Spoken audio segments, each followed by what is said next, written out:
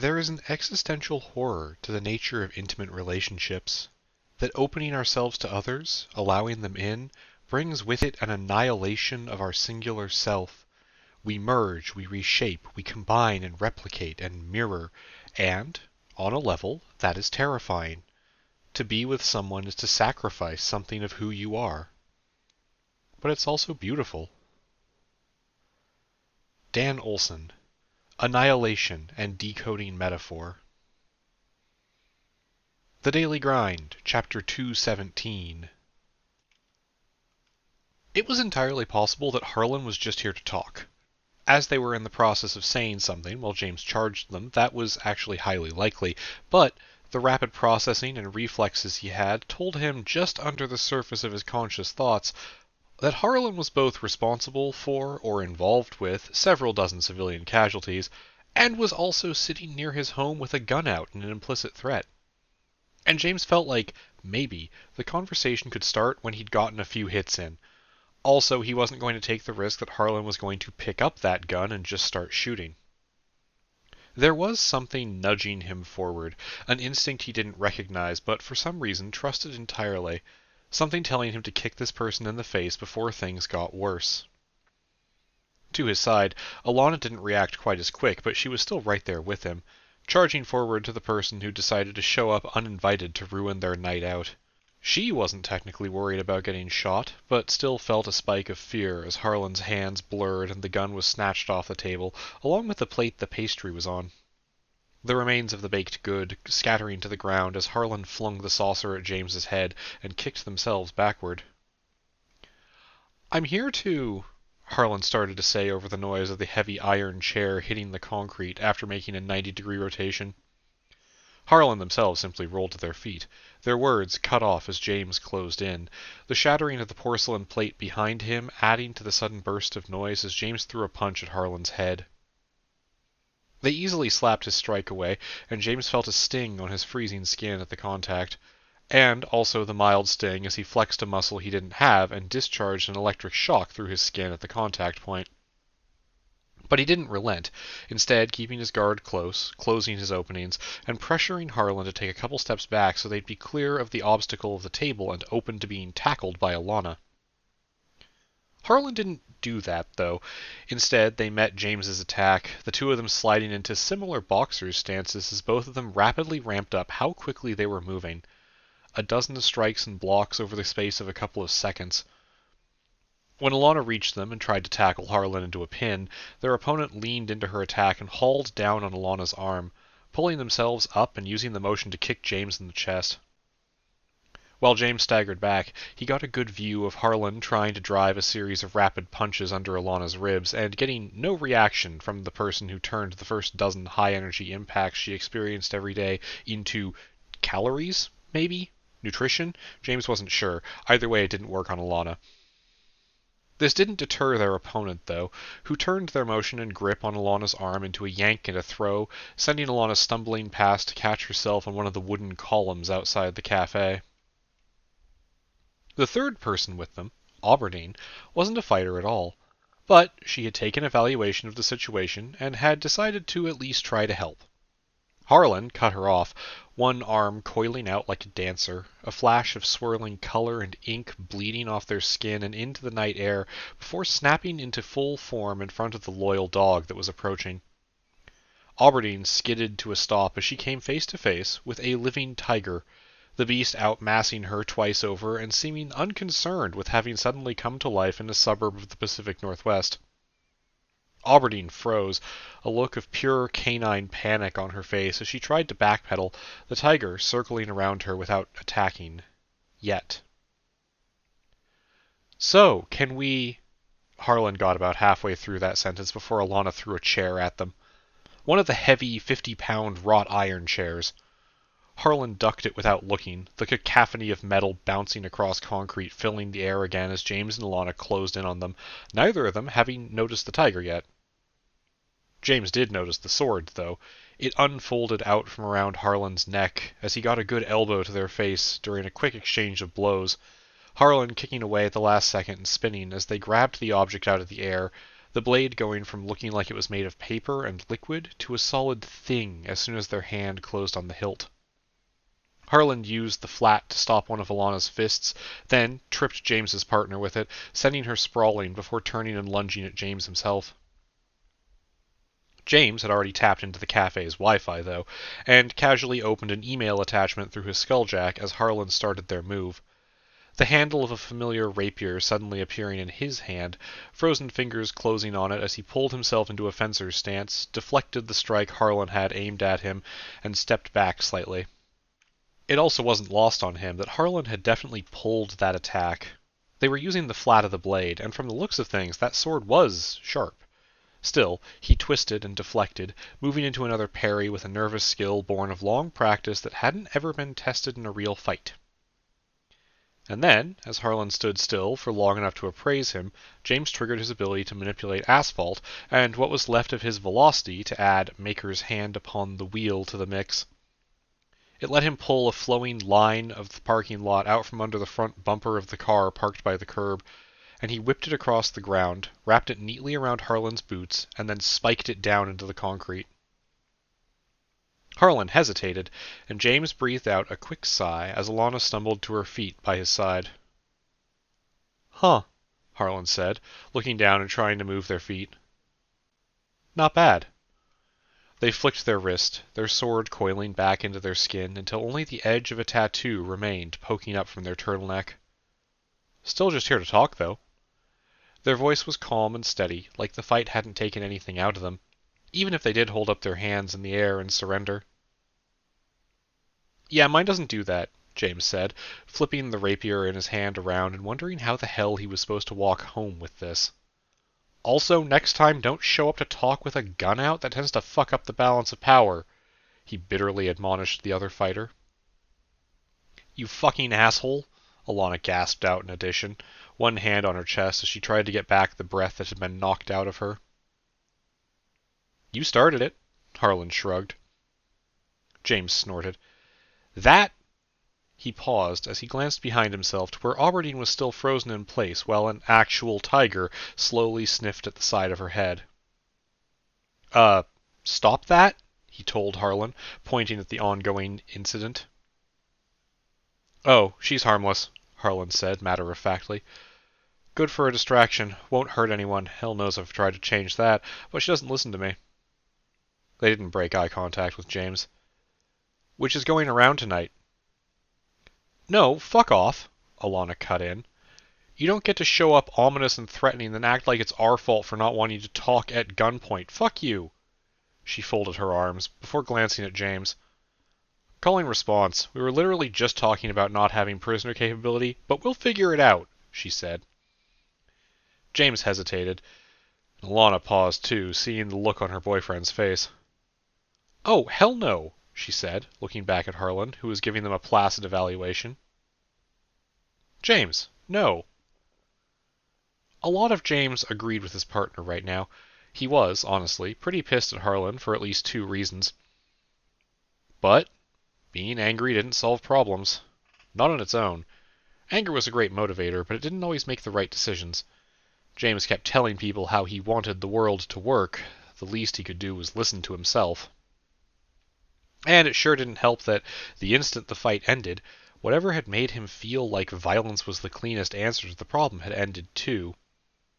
He wasn't sure if that was Harlan fucking with them somehow, or him just not being in perfect control of his emotions, but it wasn't great either way, and the sudden cold splash of clarity really made him understand that something was manipulating him. He sighed and called up one of his manipulate asphalt charges again, leaving holes in Harlan's boots, but letting them move again. The rapid use of the ability gave him a mild headache, but it wasn't anything he wasn't used to by this point. "We'll talk inside," James commanded, walking past them. "It's fucking freezing out here, and I'm not using magic like literally everyone else, apparently." Harlan didn't exactly grin, but Alana still gave them an unhappy glare from behind as she caught an aura of smug satisfaction when they walked past, whistling to their tiger to call them up. "You okay?" she asked Aubertine as the now skittish dog pressed against her leg. Aubertine looked up at Alana with wide eyes, shuffling herself in place before looking after the literal tiger that had been set on her. Yeah, me neither, Alana said. You can head home if you're... She got an instant low woof in response. A denial. Alright, fine, let's go. You want a dog cake? The cafe had cake for dogs, and Alana knew Aubertine loved them. It wasn't exactly a fair trade for the tiger thing, but it was something. Inside, James had pointed Harlan to an empty table in the back of the cafe and was ignoring the dozen people recording him on their phones as he talked to the guy behind the counter. Honestly, don't have anywhere to put this, he was saying, indicating the sword he was idly holding. Can you just hang on to it? This isn't going to get me stabbed, is it? Alana heard the barista ask back, as she calmly sat herself across from Harlan and leveled a glare at the other person. Nah, you're good, James said. Also, can I get, The usual? The barista asked. Are we really here so often that... Yup. James gave a dejected huff, but he wasn't really that offended. His nerves were just still on edge from being in a fight, and from Harlan's presence at all. Alright, fine. Also a dog cake. He lurked around the corner, watching Alana and Harlan just stare each other down, while the rest of the cafe seemed to have paused to try to figure out if the actual literal tiger was going to be a problem. Hey, he nodded once to someone who was still filming on their phone, their mouths slightly open as they panned the camera over him, and then back to the tiger. Man, you'd think after all the weird stuff we've brought here, the tiger wouldn't be that bad, James grumbled. The barista raised his eyebrows at James as he capped their drinks and slid them to the edge of the counter. The tiger's real, though, he informed him. Everyone else you bring in here, it's so far out there we just have to roll with it. But a tiger? A tiger is normal enough to be confusing. Giant smart cyborg snakes belong nowhere, so they can be anywhere, and it's only kinda weird. Tigers belong in the zoo, or India, so they belong here less. You're taking this really well, James mused. Yeah, I'm considering buying a house with how much you guys tip. Touché. James raised his drink cup in a toast as he headed back to the table, stepping over Aubertine and settling in next to Alana as he balanced the items in his hands, adding cups to the table and sliding the plate of dog cake onto the floor. All right, James started, leaning forward on one elbow. Why are you here? He asked Harlan directly. He was willing to give talking a shot, but he wasn't going to apologize for reacting badly. Not yet, anyway. And it seemed like Harlan wasn't either, or perhaps they just didn't care. James got a weird vibe from them that didn't quite add up in his head. He paused and looked at Harlan again. Really looked. Short, close-cut hair, black turtleneck, very professional killer kind of vibe. There was something weird about how he thought about them, though, and he couldn't quite put his finger on it.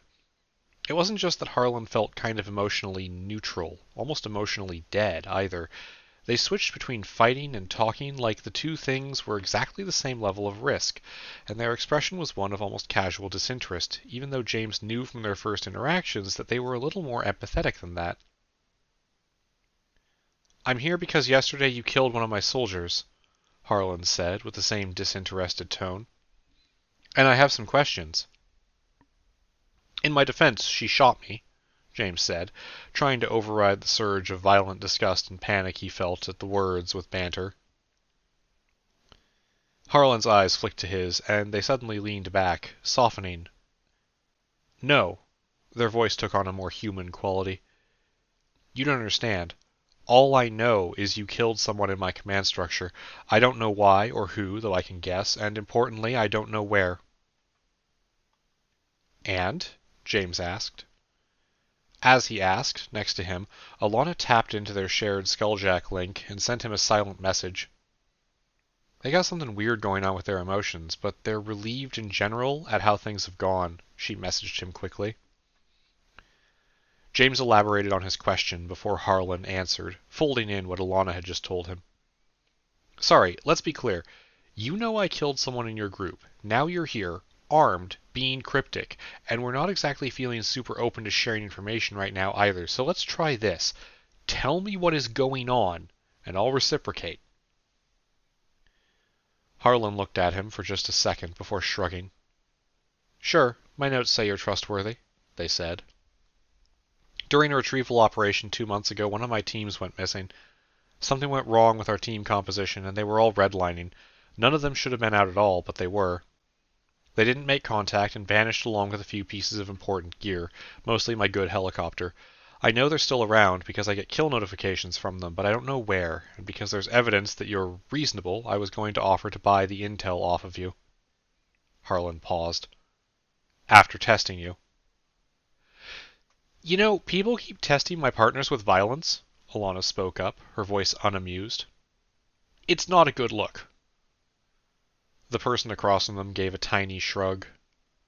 I can't tell you why everyone else is doing it. I just needed to see if you're the kind of people who would push for a kill.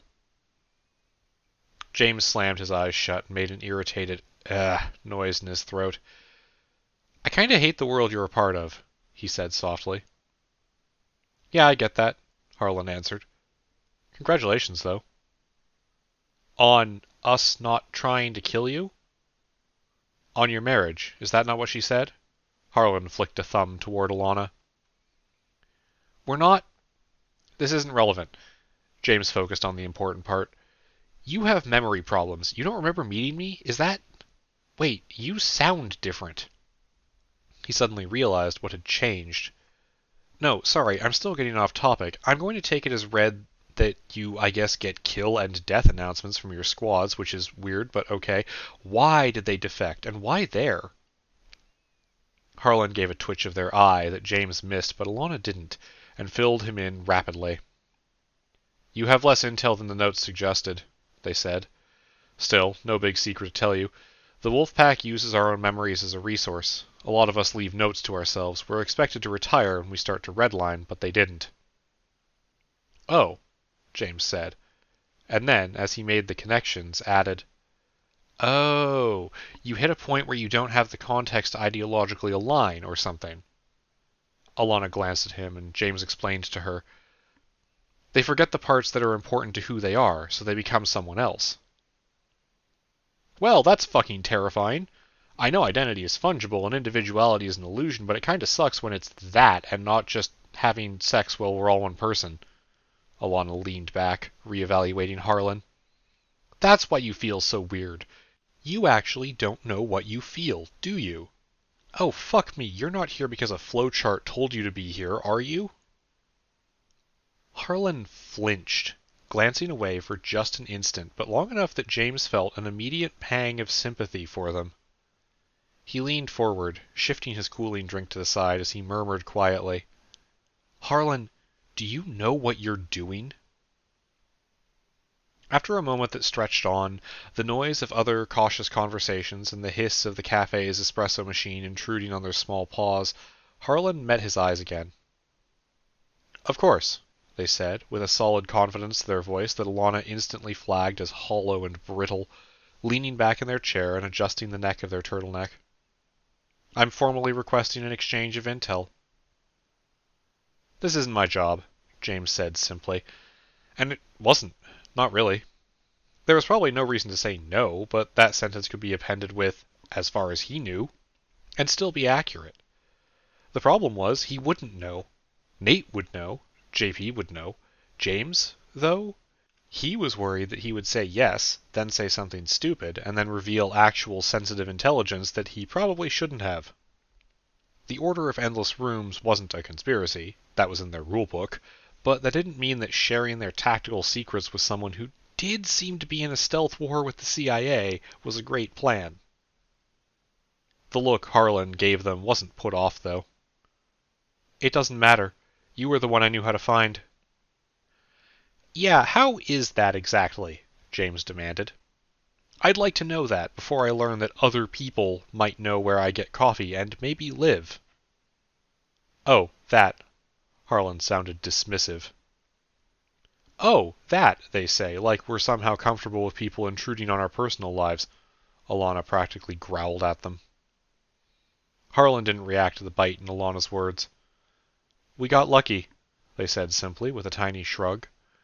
Spotted one of your people while on an op in the area, lost track of them, but knew where to start looking, and really there's no foolproof way to stop someone from spotting you by chance. I knew about this place for a few months, but didn't need to make contact. James took a sip of his mocha, trying not to let it show on his face that he was pretty sure Harlan was leaving something out of that explanation. But if they'd known for months and done nothing, that was something at least. Something good or something bad he couldn't say, but it was something. So you want to know where your people are, he said. And in exchange, what, aside from you collecting them? We'll collect them if there's a problem, Harlan stated. And in exchange, well, I can give you a weak context or two, or a few seed rounds if you're going that way, but really I was just going to owe you one. Contexts? James shot the message silently to Alana to see if she knew.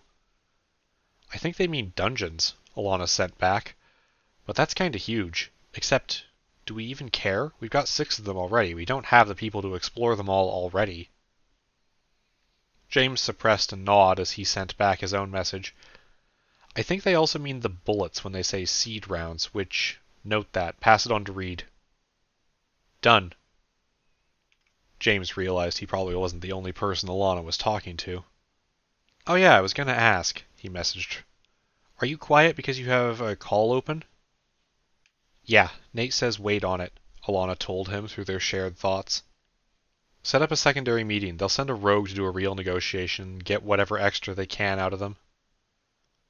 Do I tell Harlan what's going on in Alaska? The eco-terrorists, the New York, any of that? James inquired. I feel like... Hang on. He snapped back to the physical world and met Harlan's eyes. They were staring at him, curiously. You need a minute? They asked, almost politely. No, just thinking, James said, with technical honesty. Alright, I think we can make a trade. Someone who actually has that job will talk to you, though. You have a phone number we can call you at? Harlan just smirked. I'll be back here next week. Meet me. I don't use agents or phones. Of course not, Alana scoffed. Yeah, James added with false enthusiasm. How will we form a working relationship if we can't call you at random times? Harlan stood, and their tiger stood with them, the massive form of fur and muscle reminding the cafe that there was a predator among them, even if it rose alongside its master. Oh, that master said. You won't. Don't misunderstand me. I'm willing to work with you, Paladin. They said James's semi-joking title without a hint of irony, and that felt weird. But I don't think you'll be willing to work with us. They gave a polite nod to Alana, who did not return it, and a glance down at Auradine, who had her plate of mostly eaten dog cake held close in her paws as she watched the orange body of the tiger shift. Then, Harlan, moving like they didn't have holes in their boots from where James had stapled them to the sidewalk 20 minutes ago, walked out the back door of the cafe. They waved a hand behind themselves as they did so, and the tiger folded up in a snarl of colored liquid, folding around the skin of their wrist and flowing like ink until presumably a tattoo was remade on Harlan's covered arm. Then they placed that hand on a railing that separated the cafe's back patio from the pond below, and Harlan hauled themselves over, throwing their form into the night. Watching carefully, James saw a ripple in the air as they fell, and they were gone before they hit the ground. So, James said to Alana, leaning over to bump elbows with his partner, I've got something important to ask. Oh yeah, she said, wincing as James nudged part of her that had been scraped up when Harlan threw her into the concrete ground. He nodded imperiously. Yeah, I think Arush has a crush on me. I need to talk to you about what to do about that. Alana slowly stood up, circled around the table, sat in the chair Harlan had just been in, ignored the pair of Order members who bolted past on the cafe's back patio, folded her hands, and fixed James with a steady gaze.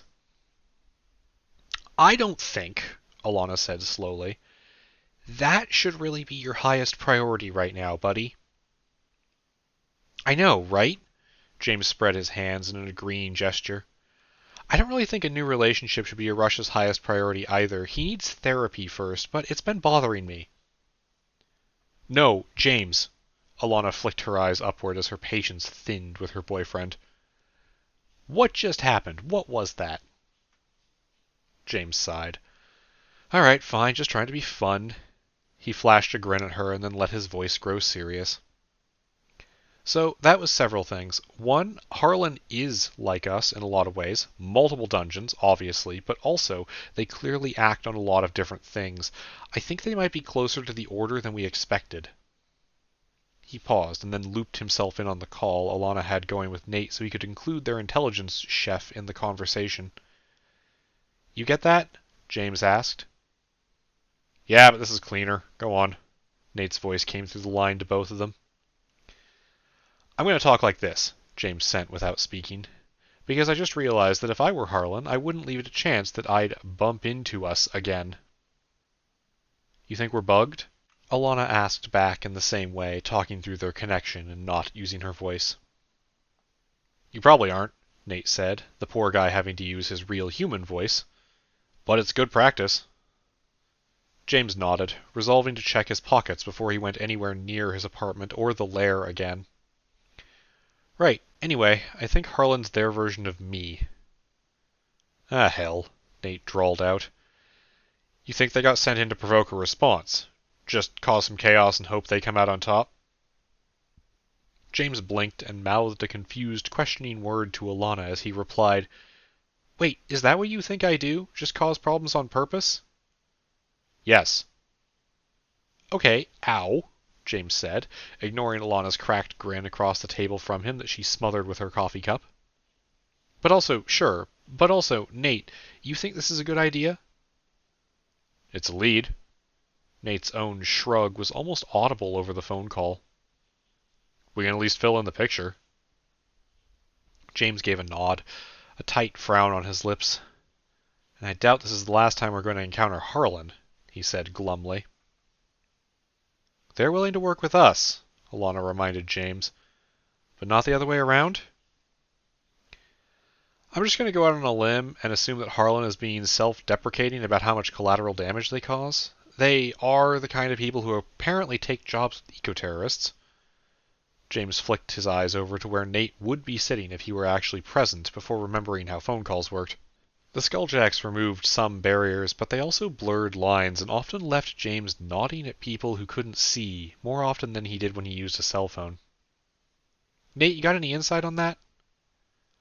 It's likely worse than you think. They're probably just killers, but they're killers that must have a huge amount of trust because if they keep wiping their own memories and haven't self-destructed yet. Nate paused, and James heard him speak to someone outside the call, muffled words filling his head while he and Alana took synchronized sips of lukewarm drinks. They're running ops like this off a spreadsheet, Nate reminded them. Harlan's redlining themselves. They probably all are. Hell, they might have been for a long time. If you want my guess, the Wolfpack self-destructed a long time ago. Everything they're doing is just ripples. They're jumping at shadows. They are the shadows. Ripples, shadows, and car bombs, James reminded them. Hey, are we going to ignore that Harlan gets a kill counter on their subordinates? Alana asked. Nate snorted. We got a record of the whole conversation. We're going over it now for anything that's a potential power. Also add that they appear to be able to teleport. James watched the two Order Knights come in through the back patio, out of breath and looking unhappy, one of them with a twig sticking out of their hair. Yeah, I'm getting that impression, he said. All right, you need us for anything? We were on a date. He glanced at his partner. Unless Alana needs medical attention now. I'm fine, Alana dismissed him as Nate said something quick and hung up on them. Scraped the hell out of my arm, though. James winced as his partner turned to show off her bicep, the skin covered in an angry red nest of scratches. Yikes, he hissed out. You want to head back, get something for that? He said out loud. Alana just snorted at him, a smug smile creeping in. Nah, I'm fine. I got a few things making me bulletproof after all. This is nothing. I've seen your character sheet. You don't heal faster than a normal person. James folded his arms at her. But seriously, you okay? Yeah. Alana poked her arm and winced again. Sorta. Harlan fucking went right through us, huh? Sorta, James repeated back to her. Do you think we could have actually survived that if that were a real fight? Oh, probably. James tossed a hand up next to his head, spreading his fingers idly. We're tough, but also, yeah, they were way better at this than we were. More focused. Or, no, like they do this all the time. We get in combat all the time. James shook his head. Not with other humans, we don't.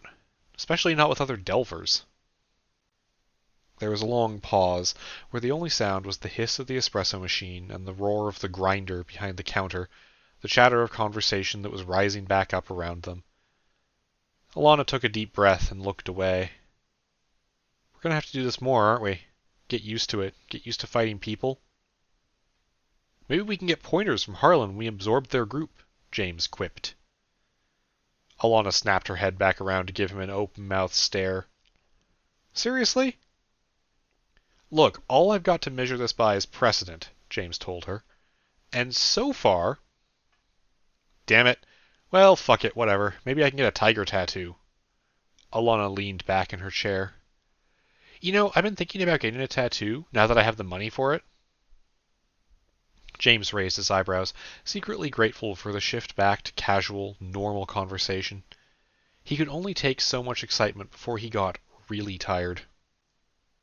I kinda knew that from, being you sometimes, but what are you thinking? I don't know. Do we have, like, a logo? She asked, drumming her fingers on the table. Like the Order. Do we have a flag? We should have a logo or a flag. Part of me was thinking of getting a Camerconda, like on my bicep. She traced a line with her finger over where she'd been slammed into the concrete. But that's sort of weird, since they're people, but also they're adorable. It's true, James nodded. You know, it doesn't have to be a dungeon tattoo, right? Well, yeah, but the dungeons are cool, Alana countered without even considering her words. What would you suggest then? A Camerconda, James faltered as he latched onto the first thing his brain gave him. Wait, fuck, no. Yeah, see? Yeah, it's kind of hard to top that, he chuckled. Speaking of Camerconda, James pointed a finger off his raised cup toward the front door as a couple of people approached, one of them the serpentine form of a Camerconda themselves. Their features resolved as the human pulled the door open and let frequency of sunlight into the cafe, Deb following after her partner. James gave a friendly wave and got a smile back from Deb, but they otherwise didn't interrupt each other's date nights. Hey, actually, wow, just had a thought. What would have happened if Harlan had run into them and not us? He asked Alana. She paused and leaned back, placing her fingertips on the edge of the table as she did so. Huh. Guess it depends on if Harlan was telling the truth about just wanting to talk, and I guess also if they could slip Sonny's basilisk impression. You know what I miss? James suddenly asked, quietly. Don't you fucking dare say life before magic, Alana glared at him. He made a derisive grunt. Heck no, James said with a shake of his head. But I do miss when it was small, I guess. When it was a few of us and a few staplers between today and making rent. It was simpler, it was easier. I felt like I was getting a handle on it. Now we've got people counting on us, Alana continued softly, reaching out a hand that her boyfriend met with his own. Now we can be counted on. I know I'm wrong about a lot of shit, buddy, but let me be right about this one. You're doing a good job. You make the world better. You can be confused. Fuck knows I am, but don't doubt yourself, okay? Yeah, okay. James smiled back at her, trying and failing to keep the blush off his cheeks. So, what now? Now we get a fruit tart, Alana declared. Because I just watched Deb get a fruit tart, and it looks delicious, and we can afford it. Then we blip over to the lair, and let Nate do his thing, checking us for spyware. Then, I don't know, want to go on a delve? What, while Anesh is asleep? James placed a hand on his chest. That seems rude to exclude him. First of all, Anesh doesn't get into delving like we do, and you know it. He's adorable, but he hates fighting. I hate fighting, James protested. Alana openly scoffed at him. Buddy, you love fighting when it's against mindless monsters, she informed him. And we're both jazzed up on adrenaline, so it's either go challenge dungeon or have sex, and I don't think we want to wake Anesh up. He needs to sleep better. Okay, first off, James held up a finger like he was going to start counting, but then failed to think of any good points. No, I had a... Oh, there's no dungeons even open right now, except Clutter Ascent, who is our friend and not a place where we get into fights. Dang, you're right, Alana snapped her fingers dramatically. Well, only one option then. She gave James an impish grin. His own returned smile was a little embarrassed. All right, except no, because I am not feeling great after that, James admitted. I don't know, something feels wrong. I feel wrong. I'd rather just hang out for a bit. Of course, Alana said instantly, her smile not going away, but shifting to something a little more reassuring and a little less lewd as she replied to her partner. Alongside the simpler communication protocol, she also reached out over the network connection between their minds and brushed against James's with how she was feeling. It was hard to pick up the trick.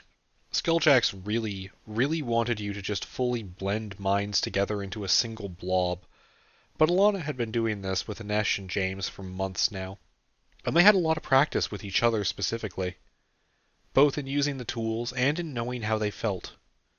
Right now, she could know without using her empathy power at all that James would be feeling anxiety about saying no, because that's who James was. So she touched on his mind with the sensation of being in love with him, and being completely fine drinking coffee and wondering how long until somebody asked them about the tiger. Across the table, James blinked, his smile turning soft as he ducked his head and felt his eyes water slightly. Thanks, he mumbled. Yeah, no problem, Alana said with total honesty. Anyway, what were we talking about? You getting a tattoo? James pressed his fingertips together. You getting a tattoo? I don't want to... Do I want a tattoo? I mean, now we know magic tattoos are an option. You could get a Camerconda, Alana suggested. I could absolutely... Hang on, Nate's calling me back. James cut himself off and directed his thoughts to hit the mental button that answered his phone. Bluetooth connection still connected to his skulljack. Nate, what's up? Nate's voice from the other end of the line sounded exceedingly annoyed. What did Harlan look like? He demanded abruptly. James and Alana shared a raised eyebrow before James tilted his head to answer. Little short? Shorter than me? Way shorter than Alana. Bald, I think? Or at least very short hair. Why? Did they have a gender? Ethnicity, maybe? Eye color? Anything like that? Nate's tone wasn't frantic exactly, but it did have the feeling of a man who had just learned something that he hated. They have a turtleneck? James answered without really meaning to be snarky. And, hey, why would I look deep into somebody's eyes when they're trying to beat the shit out of me? Alana asked. Biting his lip, James turned away. Ah, he replied. I kind of do that with Anesh sometimes, when we're fencing. It's been an issue. James instantly redid her position. Okay, yeah, but Anesh has cute eyes. That just makes sense. I mean, you know, Harlan. People, focus, Nate snapped. What is Harlan? That felt like a loaded question. This feels like a loaded question, James told Nate. Obviously there's something going on, now that you've pointed it out, yes, but I'm not sure it changes anything about their character. They didn't come across like Lloyd or the old gun, where they were constantly shifting between things and hard to pin down and felt like being crushed by a mountain. This is more, I don't know, standard information lockout? That shouldn't be standard. Next time you see them, get Planner or someone who can handle it to look in on them. Nate hung up, leaving them back on their constantly interrupted date without another word. James sighed and leaned back in his chair again. Planner hates this kind of thing, he idly stated. Alana nodded. Yeah, well, we got a finite number of infomorphs that are really dangerous. Planner isn't dangerous unless you're going to be late for something important, James snorted. Unless you just mean, like, strong, because they're distributed, which I agree with. Have you noticed that the assignments seem to have... I mean, it's not a cap exactly, but their growth slows way down unless they split off to more people. But at the same time, that distribution to new minds isn't an absolute part of a life cycle or anything. Do they even have a life cycle? Alana raised her eyebrows as James hit her with the thought. Like, do you think they have lifespans, or are they, tethered to us in every way that matters? Oh, I hope it's that one, James said quickly. He was going to say more, as his brain spun up to have big thoughts about the nature of symbiosis and the goal of preventing death whenever possible, but he was interrupted by a small, high-pitched voice near his elbow. "Excuse me." James looked down to see a blonde-haired little girl standing by their table, looking up at him with the kind of expression kids got when they weren't afraid of anything. "Can I pet your dog?" the little girl asked. James glanced around and spotted a man about his age at a table nearby, watching carefully. He gave the guy who he assumed was the father a polite nod, getting one back in return, and then turned back to the kid. "It's okay with me if it's okay with Aberdeen," he said. "You should ask her, but I think she'll say yes." James turned his smile down to where the ball of white fur was slowly edging closer to her new source of pets. The girl stared at him until it started to get a little awkward, and James glanced over at Alana. Then his partner slapped herself on the forehead and leaned over to poke a finger into James's cheek.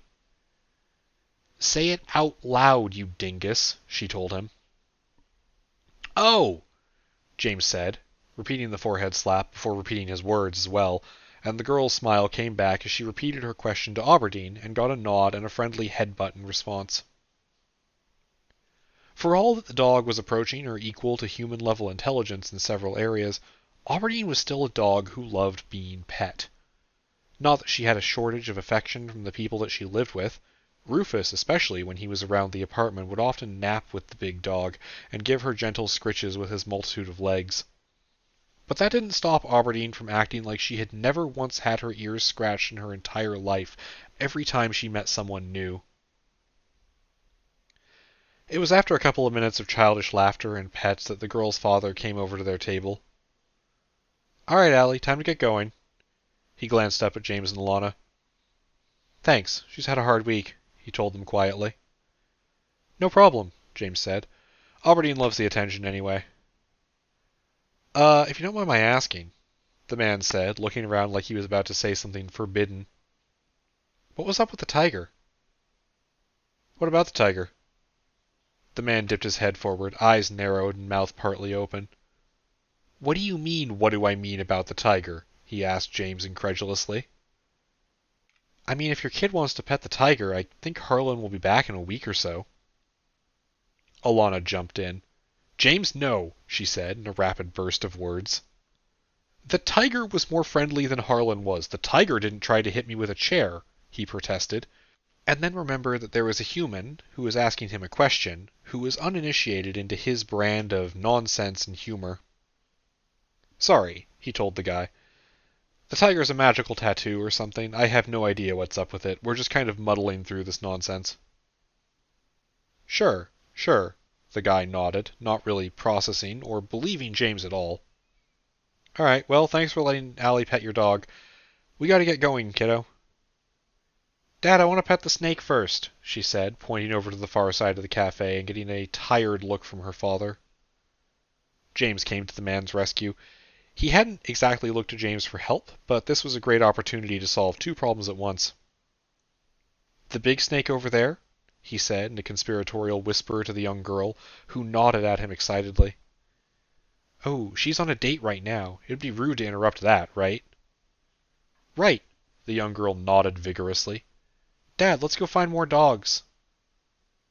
"Thanks," the man mouthed at James as he let his daughter tug his hand back out the door. "That was pleasant," James sighed as he leaned back again, he and Alana just sitting for a little while, letting their respective thoughts meander while they watched the cafe. It was normal, in a way. Sure, there was a Camerconda here, there'd been a tiger here, but people walking in now had no idea that the world had briefly been a chaotic scene. These were just normal people getting normal coffee, doing homework, playing cards, arguing about superhero movies, whatever. The building was kind of chilly, despite the warm, orange-tinted lights. The smell of brewing coffee and the constant hiss of the espresso machine acted as a constant backdrop to the whole scene. And James just felt pretty good. He wasn't in danger. He didn't have anything he needed to do on a pressing timeline. The only thing that really needed his attention was the task of relaxing and making sure that he was doing okay. And to his surprise, even though he had just been in a small brawl, he found that he was. I think, he told Alana suddenly, we should contact Malcolm, the FBI agent, or deputy director of the weirdness department, whatever it was. I'll run it by Nate when I get back to the lair, and he's in a better mood from having a gap in his conspiracy board, but I think we should just drop the intel we've got on them and back off. If we can get Harlan to pull their people out, we drastically cut down on how dangerous the Priority Earth people are, right? And, I don't know, I'm tired of this crap. I want to go back to the magic stuff now, not the getting shot at stuff. Oh yeah, how's your neck feeling? Alana asked as she remembered James's injury. It hurts, he cheerfully told her. More, now, since Harlan fucking punched me there, but I've had worse. I got shot in the heart before and I walked that off. This'll be nothing. He gave a huff of laughter, which he refused to admit was mostly empty bravado. Honestly, I'm right there with you on the dungeon thing, he told Alana. I can't wait to just do a simple delve again. We could always just teleport into somewhere, she offered, and then relented and backtracked almost instantly. Not really. I don't think I've ever gone in, but going out is gross enough. Yeah, going in also does the nausea thing, James confirmed with a nod. Except way worse. It's why we're still not doing a permanent Officium Mundi base yet. Too hard to resupply or reinforce, and just not worth it since we already have telepad safety nets. He shrugged. So, climb expedition tomorrow, maybe? Or we could go liberate more people from the Akashic Sewer. I'm feeling better now. I'm ready to punch some stuff. Alana gave a bellowing laugh that got half the cafe looking over her direction for a moment. Yeah, okay, she said eagerly. As soon as you do your FBI informant chores, we'll go to Australia and punch the snow. God, I love our jobs, James grinned. Alright, you want to head back, or are we hanging out here for a while longer? He asked. Well, I'm not tired, Alana said. Also, I had an important question. Oh yeah? So, you in a rush? She raised her eyebrows at him. Oh no. Alana's grin took on a predatory quality, if predators wrote ship fiction. I just didn't expect that, she said. I mean, I kinda knew the big guy liked you. He and Kika really like you, you know? But I didn't think you'd feel the same way. James wobbled his hand over the table. I mean, I don't know if I do, he said. James, if you didn't feel something, you'd tell him no and move on, Alana said, folding her arms on her chest. I don't know, buddy. I think it's kinda cute. But I also get why you're worried, I think. Yeah, James tried to think of how to express what he was feeling. I guess it's kinda because he's so new, I guess? Young doesn't feel like the right word, but he is technically young. How old are they, really, Alana? A few years, maybe? I mean, I get that the whole age of consent thing doesn't work properly when you've got manufactured people that are spawned in adulthood or whatever, but wow, does that sentence have a lot of the whole, I'm not underage, I'm an 8,000-year-old god that looks like a little girl excuse going on, doesn't it? You aren't allowed to use that many hyphens in a sentence. Alana rolled her eyes at him. Also, you aren't living in an anime. Are you fucking sure? James asked with an unexpected laugh slipping out. 'Cause last time I checked, half my friends are either mech pilots or have personal ghosts that can manifest to fight for them. Is that a JoJo's thing? Alana looked at him suspiciously before James started nodding rapidly. I knew it. Also, the mech pilot thing doesn't count, because Dave isn't a traumatized teenager, or whatever. Not every mech anime is Evangelion, James pointed out. And then he thought about it for a second. Or I guess half the Gundam series, or Eureka 7. How many mech anime do I know, and why do all of them use traumatized child soldiers? Let's play this game. Let's not. You're sidetracking us. Do you like a rush? Alana demanded. I mean, yes, James shrugged. But, like, my original point isn't wrong. The one from earlier, when I was trying to slip it in at a weird time and joke about it. I don't know how to handle him being new, but I do know that if he's going to be getting into a new relationship, he should be in a mentally healthy place first, you know? I don't want to be someone he latched onto because I was a little nice and he's been through a lot of trauma. James trailed off, looking out the window with a sigh. Alana stared at him with an incredulous look before realizing he wasn't going to be looking back her way anytime soon. You really need to stop being so down on yourself, she told her partner. You think the only reason someone would like you is if you took advantage of them or something? Well, when you say it like that, it sounds stupid, James admitted, throwing his hands up. Yeah, it does. So I should stop being stupid, James continued. Yeah, Alana added. You should. All right. Fine. Woof, Aberdeen interjected. Right, yes, that too, thank you, Alana said. Aberdeen also thinks you should stop being so self-depreciating.